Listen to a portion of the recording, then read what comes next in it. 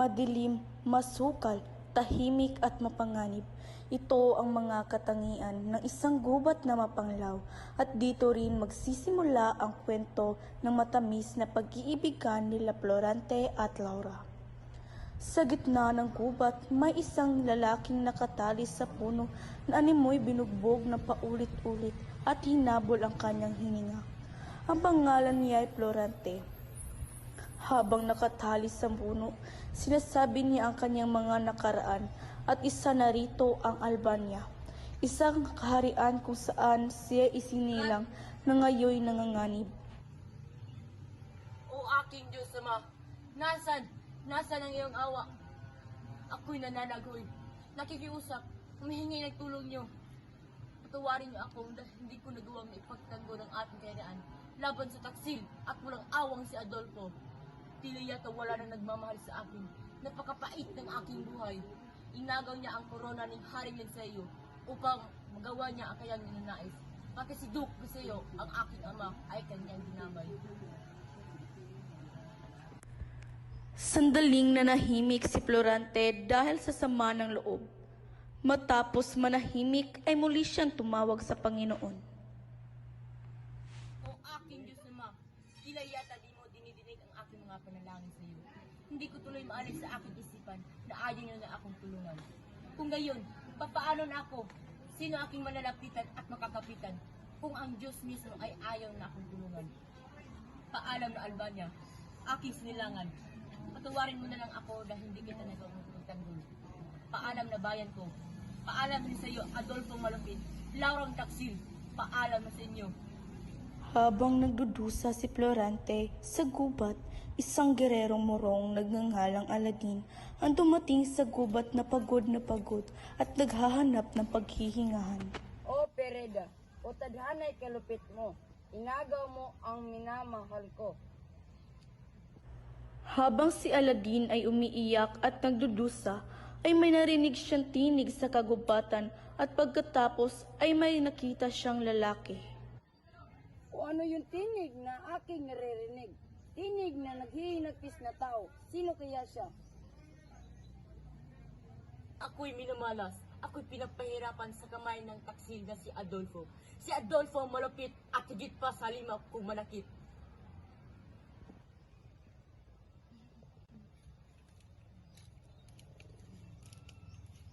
Kawaawang tao. Ang lahat ng kanyang tuway matapos na siya ay pinahirapan at pagtaksilan. Pagkatapos na marinig ni Aladin si Florante, ay nagmuni siya ng isang malaking problema. Tadhanay masakit. Problema ko'y napakahirap lutasin dahil sa aking sintang inagaw. Nagmandali na si Aladin nang mapansing humina ang boses na kanyang naririnig. Kailangan ko nang magdali. Kung hindi ko maabutan ang taong iyon.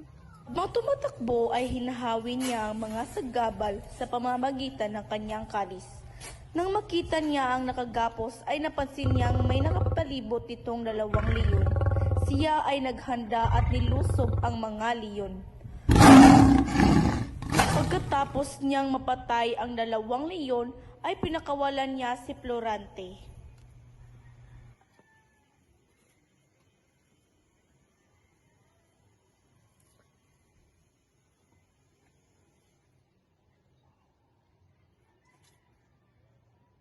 Parang nakita ko na ang taong ito. Pagkalipas ng ilang oras ay namulat si Florante. Laura, nasaan ka? Tulungan mo ko makalis dito. Hindi na sumagot si Aladin at baka sa kawalang pag-asa ay matuluyan na si Florante. Sino ka at bakit ka narito? Magpahinga ka na lang dyan. Ako ang nagligtas sa iyo. Hindi mo ba napapansin na tayo ay magkaaway? Marahil, pero ikaw ay nangangailangan ng tulong. Siguro nga, patay na ako kung hindi ka dumating. Ngunit ang pagkamatay ang siyang kong tunay kaligayahan. Hangal, alam mo bang dinagdagan mo lang ang iyong pasakit? Hindi nagpansinan ang dalawa, ngunit isinama ni Aladin si Florante sa kanyang pagpapahingahan at doon sila napalipas ng gabi.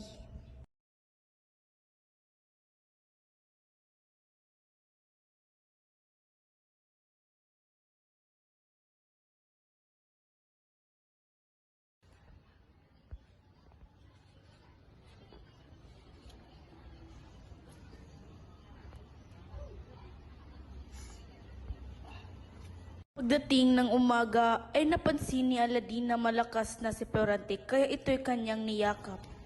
Maraming salamat sa lahat ng tulong mo, kaibigan. Inaliw ni Aladdin si Florante ngunit napansin nitong malungkot pa rin.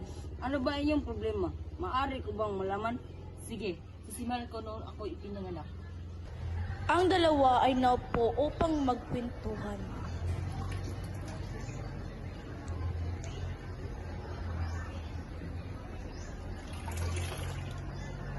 Noong sanggol pa lamang ako ay muntik na akong dagitin ng isang buwetre.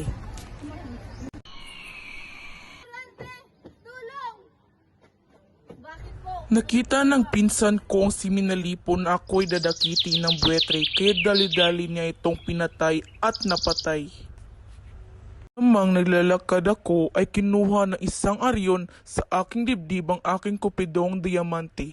Buti na lang at hindi ako napahamak. Nung ako'y naging siyam na taong gulang, ay lagi akong nasa burol at nagdala ng aking panat busog at ako'y naghahanap ng hayop upang tirahin ng aking pana. Kapag ako'y napapagod, ay nagpapahinga at naliligo ako sa batis kung saan masayang nag-aawitan ang Nayedes habang tinutugtog nila ang kanilang lera. Ang kanila'y tawa ay nakapagpapawala ng aking pagod. Pagkalipas ng ilang taon, ay pinag-aral ako ng aking ama ngunit ayaw pumayag ng aking ina dahil ako'y lilisan. Kailangan pa niya umalis. Dahil mas maganda ang pagtuturo roon kung hindi siya mag-aaral. Ano ang kanyang magiging kinabukasan? Sino mag-aaruga sa kanya roon? Alagaan siya ng mga guro at kaibigan niya roon. Nga sinabi ng ama ko ay nakumbinsin niya si ina upang ako'y lumisan. Pagdating ni Florante sa Atenas. Durante, ligay pagdating. Kung nga pala sa ito at bigong guro mo dito sa akin. Salamat po. Oh, bakit? Kapila, ganun ka mo. Ayaw ko po kasi umalis sa Albania. Iyakan mo, nilipas din yan. Sa isang buwang pagtigil ni Florante sa Atenas ay kapansin-pansin na palagi siyang tulala at di makakain. Isang araw habang naglalakad si Florante ay nakasabay niya si Adolfo ang kanyang kababayan na pansin niya ang pinong pagkilos nito. Makaraan pa ang 6 na taong pag-aaral. Bakit kita? Ang talento ka sa psikolohiya, astrolohiya at mathematics. Maraming salamat. Dito nang simulang magalit si Adolfo dahil nasasapawan na siya ni Florante.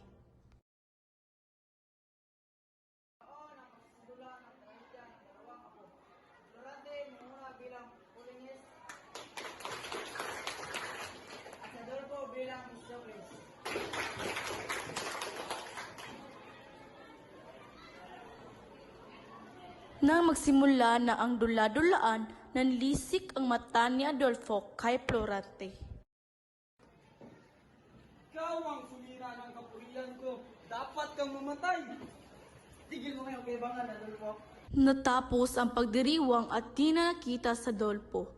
Makalipas pang 1 taon, isang sulat ang dumating para kay Florante.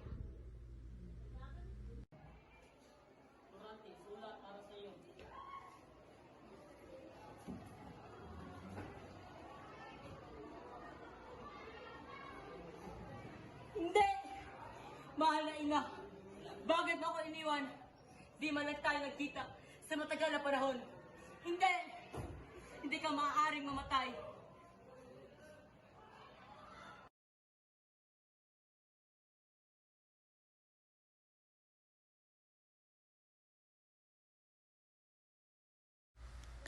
Pagdating sa Albania.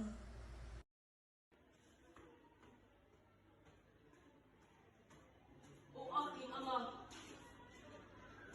o bunso, Biglang may dumating na isang mensahero. Magandang araw po. Ang hihingi ng tulong ang dito na dahil nanganganin po itong sakop ni General Ismail. Asahan mo ang aming tulong. Tulante, papunta tayo kay Haring Linseo. Dating sa palasyo, sinulubong sila ni Haring Linceo.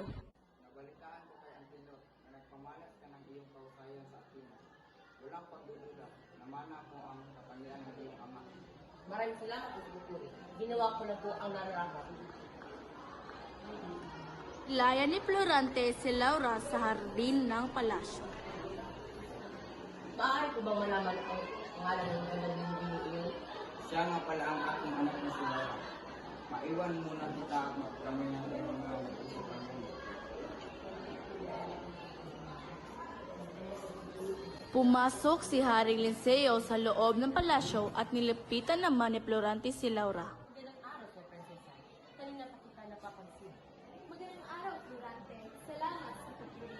Lagi kang ikinukwento sa akin ng iyong ama. Sana makilala ka ng lubusan. Diyon din ako.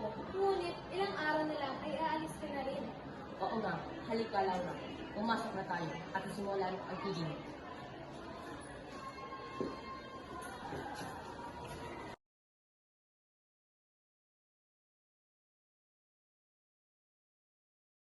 Katapos ng 3 gabing piging. Magandang gabi sa iyo, Florante. Kailangan mo na maghanda para bukas. Maraming salamat po sa paalala. Magandang gabi po. Kinabukasan, Handa na po aking ama. Karangalan ko po ang maglingkod sa inyo. Haring Linceo.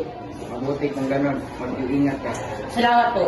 Mag-iingat ka, Florante. Ipangako mong babalik ka. Pangako Laura, babalik ako. Paalam! Paalam. Paalam sa inyo. Tayo na mga kawal.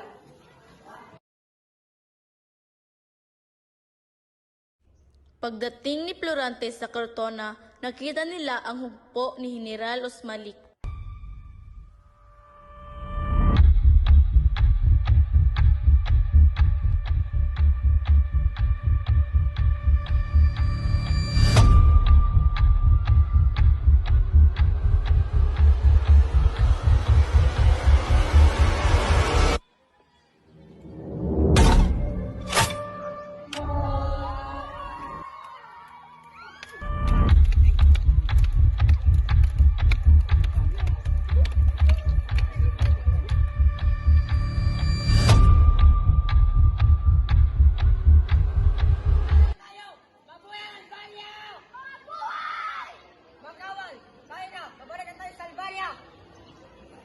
Sa pagbalik nila sa Albania ay may nakasulubong sila mga dibinyagan na may dalang isang babae.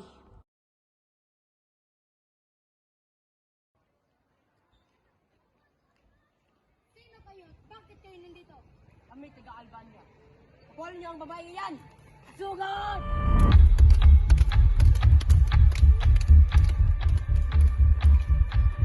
Ano kayo ulit? Mabuhay ang Albania!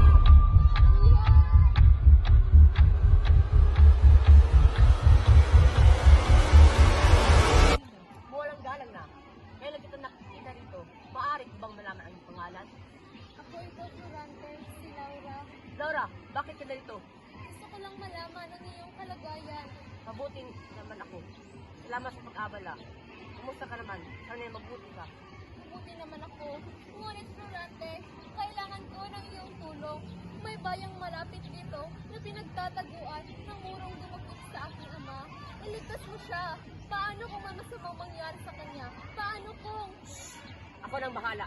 Ililigtas ko ang ama mo sa abot ng aking makakaya. Kalipas ang ilang araw, Man at dumating ka, Ginawa ko lang po ang aking tungkulin. Florante, pasensya ka na, ngunit ipapadala ulit kita sa Etolia para labanan ang mga Turko. Pupunta kami kaagad.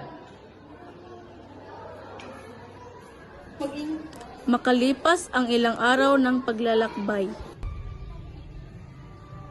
Kapag nakita nyo na sila, sigurin nyo kaagad. Sugod!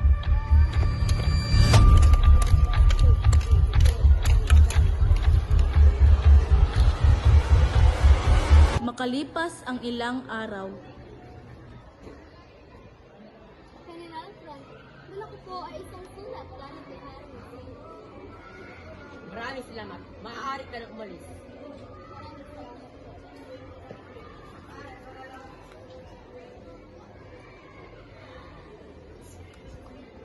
Minandro, Pabalik ako sa Albania. Pinapapunta ako ng hari. Ikaw muna ang mamahala nito. Ikarangal ko ito. Umuwi si Florante sa Albania nang nag-iisa. Pagdating niya ay pinaligiran siya ng mga kawal. Anong ibig sabihin nito? Sumama ka lang sabi. Ayaw masaktan. Dinala si Florante sa palasyo at nakita si Adolfo. Kamusta na, Florante? Matagal na tayong hindi nagkakausap. Kwentuhan mo naman ako. Wala hiya ka. Ano ginawa mo kay Laura? Minahon ka. Maayos ang kalagayan niya, ngunit ikinalulungkot ko ang magpaalam na ama mo na si Duque Briseo. Papatayin kita! Papatayin kita! Mga kawal, alisin niyo ang tao ito sa harapan ko! At doon nga nagwakas ang pagsasalaysay ng buhay ni Florante. At ganoon nga ang nangyari. Hayaan mo ako naman ang masalaysay ng aking buhay. Pangalan ko Aladdin, nagmula sa siyudad ng Persia. Ang anak ng bantog na si Sultan Ali Adam. Kaya ako nandito dahil pinagsilan ako ng sarili kong ama. Samantala, sa kabilang bahagi ng kagubatan,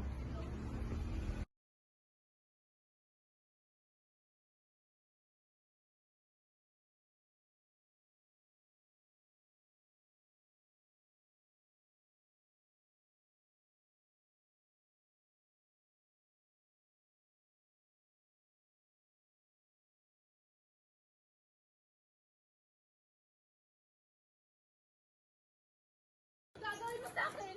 Saan mo ko dadalhin? Mama ka na lang! Tigil mo yan!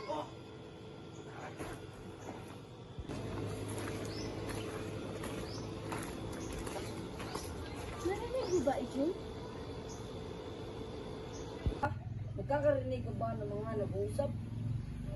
Oo, halika't hanapin natin kung saan itong nagmumula.